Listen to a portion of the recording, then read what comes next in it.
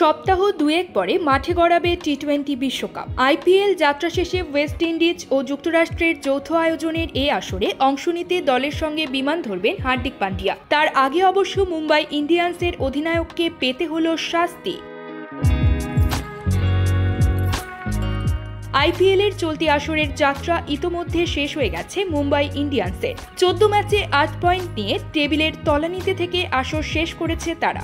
অধিনায়ক হিসেবে গুজরাট টাইটান্সের হয়ে গত 2 আসরে সফল হলেও মুম্বাইয়ে ফিরে আস্থার প্রতিদান দিতে পারেননি হার্দিক। তার উপর আসরের শেষ ম্যাচের জন্য শাস্তিও পেতে হলো তাকে।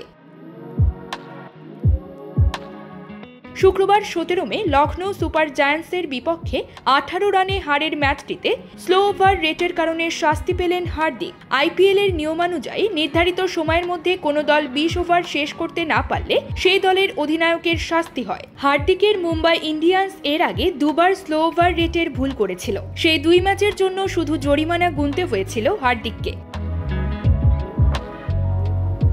কিন্তু তৃতীয়বার একই ভুল করায় জরিমানার সঙ্গে নিষেধাজ্ঞায়ও পড়তে হয়েছে Mumbai অধিনায়ককে।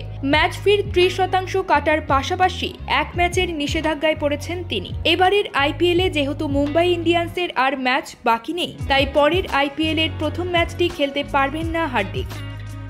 Sports desk, UKBD Times.